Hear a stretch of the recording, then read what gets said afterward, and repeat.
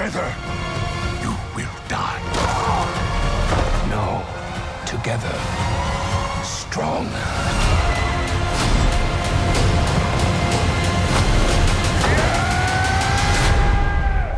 Hello, and welcome back to Mix's annual awards season video series. I'm Tom Kenny, editor of Mix Magazine, and we're joined today, the sound team from this Disney film, Kingdom of the Planet of the Apes. We have Ai-Ling, supervising sound editor, sound designer, re-recording mixer. We have Andy Nelson, re-recording mixer. Tobias Poppe, who has done sound design, supervising sound, all types of stuff, and production sound mixer Mark Van Kool. Thank you for joining me today. Thank you. Thank you. We're now 50 years into this Apes franchise, 50 plus, and this installment is about the apes. It's apes talking, all the apes talk, very little of the modern world in here. And Ai-Ling, if we can start with you, this sense of the real natural world. We have the Eagle Clan, we have lots of water, we have forests, more birds. What was the sort of goal in establishing the bed for Kingdom? Working on this film, it was a great opportunity to collaborate with like Westfall, our director, and the brilliant Weta VFX team. For them, to create all this like lifelike characters and world that in real life they don't really exist, and so sound is half the experience of the film, and so we are tasked with crafting sonically real and accurate sounds for these characters and the world to convey the emotions. And so one of the earlier things that Wes talked about is that he wants us to maintain to sell this, like it has to sound like naturalistic, like a BBC nature documentary, but at the same time we have to heighten some of the sounds, because after all this is an action-packed blockbuster film. So basically, we can't really rely on some of our typical go-to stuff. Like we cannot make it too stylistic sonically or designy, and so trying to use more grounded, more natural sounding elements to help. Did you start with a lot of original field recording, or how did this? Yeah. So we kind of like because in this world, human civilization has mostly gone away, and nature and the animal kingdom, every kind of like took over the world, and so we kind of tried to help embellish some of the nature and wildlife stuff, and to help with the emotion arc in the scene. Sometimes we kind of cheat with, like, instead of like staying so geographical in terms of like, say, the type of birds or insects that we may hear, so sometimes we may add in some exotic birds and stuff. So like I had a friend who was in Thailand, so I asked her to help like record some ambiences for us, and also from some of our libraries and whatnot, and over the years some other recordings I had like from Singapore and whatnot. So it's more of a blend, and it's more about feel rather than being so geographical wise. It's more about what emotions it can relate. Say even like, say, in the scene where Raka, the orangutan, when he was like walking through with Noah in his house in the abandoned airport, he's like talking to Noah about Caesar and this and that, and Noah's like looking at him and like, why are you crazy? Why do you trust the humans and this and that? So to convey like, Raka's a bit, maybe a little cuckoo. So we kind of spotted some like some like looting sounding exotic birds here and there, or it can be like in a long scene at night, after the rainstorm, and like Noah and Raka sitting by the campfire. We'd start off with some it was end of a rainstorm, so we start with some drips of of rain on different textures, like on foliage and this and that, and some and when we didn't really introduce much life, like in terms of like insects or frogs yet, because storm just passed. And so as the scene goes, we slowly, to help sell like passage of time, the frogs and insects would slowly come back in and stuff. Tobias, your thoughts on this natural world, and what some things you're proud of contributing? I think Ai-Ling mentioned already a big part of our workflow, but to your initial question asking if we started out with lots of field recordings, I mean, nowadays it's pretty hard to get recordings where you feel the absence of civilization, because that planet is, so civilized and full of humans, which wasn't the case on that planet of the Kingdom of the Planet of the Apes. So yeah, we did build a lot of things from single sounds, and then put them into the space with the mix. Mark, let's go to the vocalizations. I mean, one of the things that impressed me about this, and I'm a big fan of the Apes series, this is all apes talking. All of them talk. All of them are sort of in this development of language where they're learning rhythm and patterns of speech. Could we start and find out what's it even like on a set for the Planet of the Apes? How do you record? This was the hard part, was that all the dialogue was very, very low level, very quiet, and the backgrounds that we had to contend with, natural and, in the city where we were shooting, and things became a big issue for me. The choice of microphones that I had to use then that were placed just here, just out of the visual effects area that they needed to handle, was good for head turns and everything else, but to reduce the amount of background noise coming through, and to maintain their low level of speaking and whispering.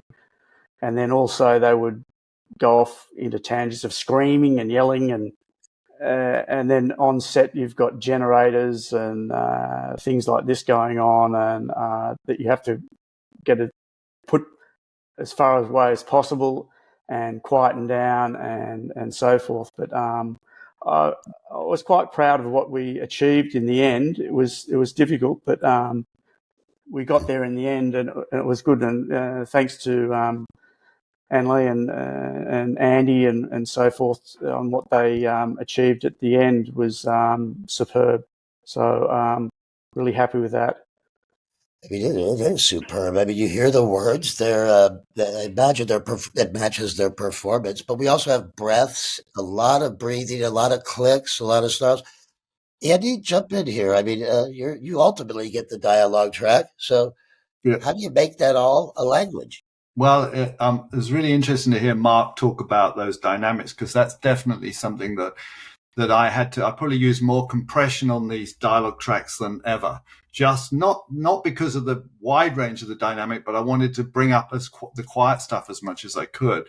The articulation was so important because of the way they spoke. They had a slightly stilted style to the language, which actually meant that you had to enhance certain syllables and things just to make sure that we heard it clearly. So the dynamics are very important. Again, didn't want to do much in terms of ADR. Wanted to capture as much of the original as possible, because that's where all the performance lies. And we were able to do brilliantly, thanks to the way Mark captured it. And then really what happened was all the little ape sounds that went with those, all the little expressive sounds, the dialogue, once I'd kind of prepared the dialogue track along with Susan Dawes, who oversaw all the dialogue editing, and we then sent that back to Ai-Ling, really, but so that she could then add all the literal sounds that go with it. So around each line of dialogue would be various ape vocalizations. So that sort of went to her, then came back to me. And then during the mix itself, unlike a traditional human spoken film, where I would tend to keep things a little bit more central on the screen, we positioned them around the screen to wherever the ape was speaking, so that your eye would always go to them in case, you missed, by looking at somebody else, you were missing who was speaking, which you don't tend to worry about with humans, but with apes, because, you needed a little bit of help to know where to put the eye. So that was kind of the challenge for dialogue for me. Yeah, and they're busy. I mean, these are busy environments a lot of times, and also there's battles as well. They were very chatty. Yeah. Well, really, a big part of that vocal track, beyond the speaking role, is these vocalizations, the uh, sort of the snarls, the breaths, the sniffles, the grunts that take place really as part of their communication. And it happens both at a very intimate level between Noah and Suna, and it happens on a big crowd level. So, what is all this, and where do you start? I mean, from the background, it's a wonderful, wonderful track. So a lot of it is again it's about the detail and trying out different elements. But since it's really important to Wes that should anything sound unreal or like not feel right, it could break the whole illusion and take the audience out of the story. So we originally we ended up with like a blend of animal and human vocals to create the 8 characters' presence and convey their sonic emotions. We kind of break them down into like the nonverbal part, which are like the vocal works, like it can be breaths, like exhales, grunts, nose breath, even like lip smacks, right? Things that like some of the things like lip smacks we would normally take out in a film in the dialogue edit, but for this we kind of like added some in, just because some of these, like the natural imperfections kind of makes you feel like it's real. And since a lot of these characters they were all mocap and created by the brilliant actors and the Weta VFX team. So yeah, a lot of experimentation went on together with Foley work. And earlier on also, like us and Toby also did some experimentation, right, Toby? Yeah. So basically, we started out to listen to all the animals in our library. And we even categorized them. Let's say a donkey call could substitute for your orangutan vocal, to have all the choices out there. Then we went into the field and recorded those apes. We taught animal keepers how to use those recorders, because we wanted to keep the recording team small so they give the most natural performance. And we got some really good results back, especially for the orangutan, which actually ended up being and sounding animalistic till the end, right? But our approach was to have this all animal sound palette and then cut with it, right? To pay respect to the fact that apes are animals. So we had the right stuff. We start cutting it in, but something just didn't feel quite right, quite real enough. And then we basically dialed that back and put back in more human vocals, right? And for, if you will, that concept brought out the character more, and therefore got those apes closer to the audience with using actual human sounds. And I think it does play into the question of the movie, saying, what if apes would be more human-like, right? So basically that's what we did with the sound. It just brought the characters out more. And even in aggressive moments where you would think, put on like the lion roar or the gorilla roar, and then it gets more threatening. Even in those moments, we put in human sounds because it made the character come closer, more to what we understand, right? And then that was then playing, I think, into the whole concept of the movie. Now having all these sounds, we also needed to make sure that we differentiate within the apes, good and bad, young and old, male and female, right? And I don't know, Ai-Ling, maybe you want to speak a little bit to that, how we like divided up good and bad. So, since like after a while, when like in a film where everyone's like a chimp or an ape character, and it's hard to distinguish like between danger and safety, or fellow family clan. And in this film, there's like the bad group. They are called the Marauders, which is like the big gorilla Silver, and then his like Lightning, his companion. They are they serve Proximus. And, there are some scenes like the human hunt scenes that you hear vocals off screen and you need to distinguish, like, are they the bad guys coming for you? And so we had to come up with like a different palette of chimp ape sounds. So the gorilla stuff, besides recording some gorillas at the Santa Barbara Zoo, and embellishing some of them with other gorilla recordings that we had, and some other vocals, animal sounds. Like his partner Lightning, he has this like very, very like snarly kind of quality when he speaks. And originally, we started off with like like a more aggressive, low, like menacing vocal for him, but we thought like after a while they are all sounding the same, and so we found some snarly sounds and actual gorilla screams in our library, and try to make that work. And also at the same time, the Lightning actor, he performed it very similarly, ironically, coincidentally. It was a good match, and so we had the actor do more of that, and had like vocal artists who would also come in and help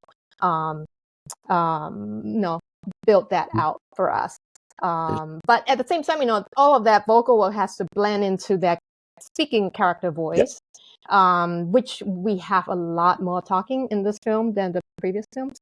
And so some of the characters we may have to, on the dialogue, we may have to pitch a little bit, especially for the character for Silver, the gorilla guy, because the actor wasn't as big. So we kind of pitch him down. One thing that really comes out in this one is the sort of individual characters. I mean, among the apes and their individual emotions. I mean, these vocalizations are communication, and they are packed with emotion, right? Yeah, exactly. And another thing that we notice is like it can be just one character quietly walking around with some like breathing, but that turns out that there are so many different breaths and exhales and intonation inflections that could change the performance.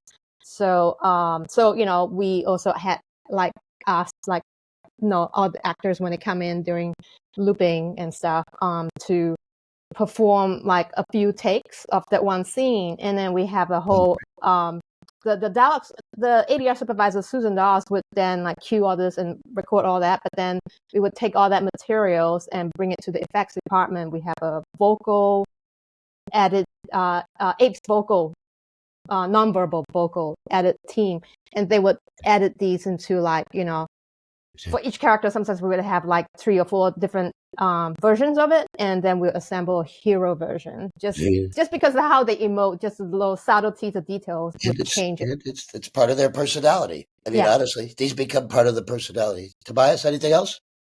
Yeah, no, I think, in doing it like this, basically paying that much attention to detail, right? Since the human eye and ear is so critical to what comes out of our faces, right?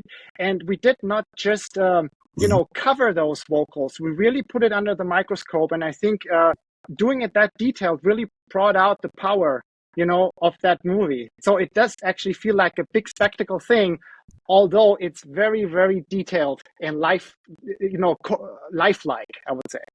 Mark, were you able to capture any of those on set? Well, any of the sort of sounds and everything? As much as possible during the course of, capturing the scenes and the dialogue and so forth, they'd been doing a lot of training beforehand together as a group, doing their sounds and movements and and so forth. So we were able to capture bits and pieces as we went along. Wes was very specific in retaining their levels, their low levels on set. You know, there was times where backgrounds came into play, and I said, look, if we could just get a little bit more level, that could help reduce some of the background noise that we're capturing here as well.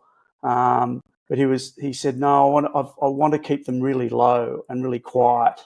So for me, that was hard because you'd want to bring the levels up without bringing the background up too much, but also giving enough so that the post-production team had something to go on, that they were able to sit in a better environment, so to speak, in a studio where they can turn the gains right up and hear everything and be able to manipulate the sounds as much as possible to use in the film, so that we can maintain that performance all the way through. I think one thing though, Mark, which is interesting, is that they were quiet, and but there was so much rich background because of the nature of the film being so dense with nature sounds, that in many ways it did allow us to get this material through pretty clear, knowing that it was there was never a very quiet scene in some ways because there was so much nature sound. Yes, that's true.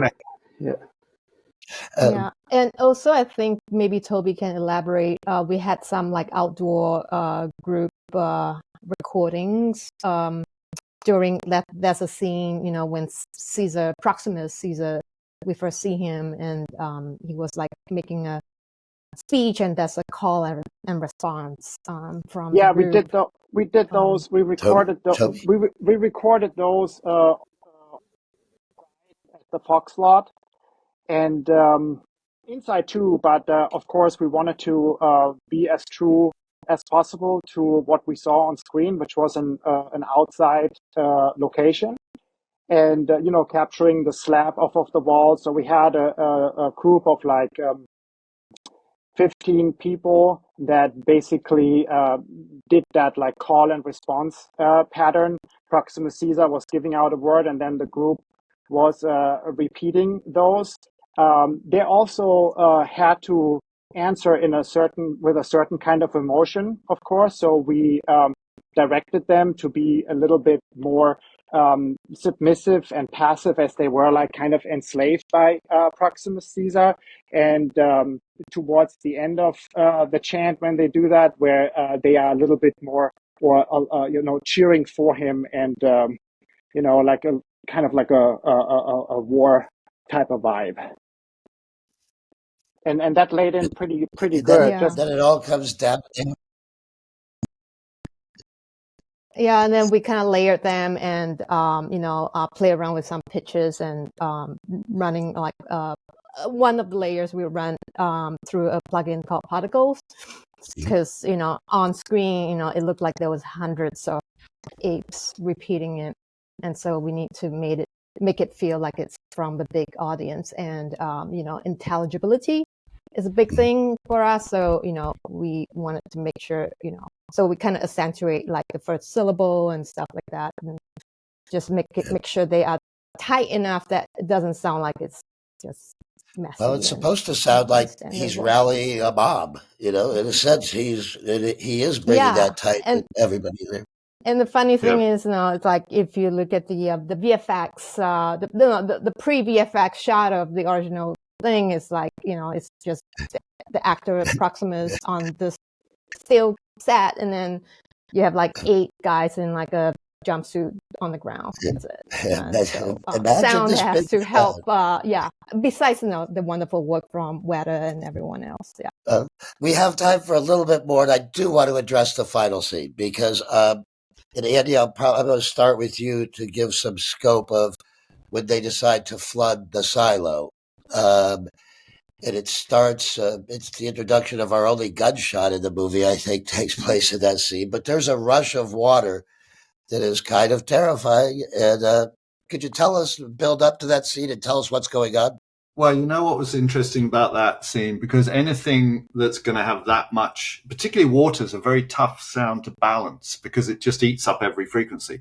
So apart from all the wonderful balancing work that Ai-Ling did with that scene, the thing that I had to try and make sure was that how we could get John Paisano's music, which was so strong and characterful in that area, or as indeed throughout the entire movie, how we could get that to play. So Ai-Ling and I had to dance around a lot during that scene because my experience, having done some films in the past with rushing water, is that it eats up a lot of the soundtrack.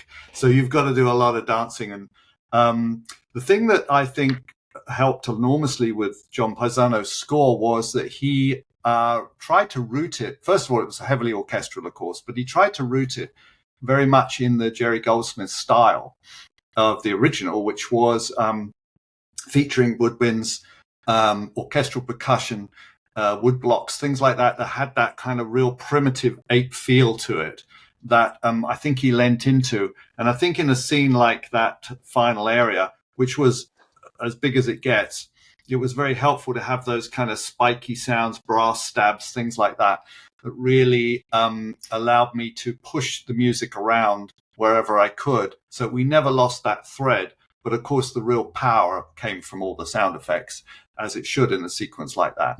So it took a while to get there, but I think we got it, and we really did justice to the sequence with everybody's input to that particular moment. I think you want to pick up on that because it starts with an explosion, and then we have water that comes with a rush and then slowly rises. So tell us about that scene from an effects point of view. Yeah, a lot of it is playing around with scale and frequency, I guess. So, it started off, we were relying on a lot of like the low end and the weight to give it the size. But as the action gets going, we were, besides using low end for the weights and stuff, we have to be careful with it because it could kind of muddy up the track sometimes pretty quickly. So, while mixing and working together with like Toby and Matt Hall, on the effect side, to constantly come up with like different sweeteners and sounds to update the mix to see what would work best. It's also a lot about like, if there's like a metallic thing that comes towards us, just to pick a tone, like a metal creak or stress squeal that doesn't fight against music, and to kind of get in and out in between. Like, they also have a lot of like call outs here and there, dialogue wise, that we need to make sure that we hear. So a lot of it is about like, we like changing it on the go during the mix, and it's then almost, once it gets into the fight with Silva. Go ahead. No, again, I just wanted to make and a once we quick get into the insert. fight with Silva, go ahead. No, sorry, that's the delay. You go. Okay. And once we get into the fight with Silva, a lot of it is about like the weight of the punches and the swings, and by that point, I think John's music, the attack of the drums and all that, it played really well together with action. We also have a chase going on in the middle of it as well. Tobias, did you want to add something to that? Yeah, basically, that's towards like water versus the rest of the sound effects. It's almost like you focus on everything but water first, and then you put in the water because the water is so hostile towards all the other sound elements, if you will. And then if you really need that white water rush to have the power of it, then you just maybe let it rip for that certain moment. But we really made sure, we had everything else covered. And of course, sounds like call-outs and stuff like that, propeller scene too. So it works as well as having constant white noise in a scene like that, right? for the action, for the drama. And it's to me, it's one of that in the bridge scene earlier. The music and the effects work beautifully together. I mean, they do, and it's a nice blend of the natural world meets a little bit of the modern. And that is the Ape story. Thank you so much, Ai-Ling, Andy, Tobias, and Mark. Um, I'm a big fan of the movies, and it's an excellent job. The rest of you, thanks for joining us at the Thank you so Mix much. Awards Season Video Series, and go out and vote.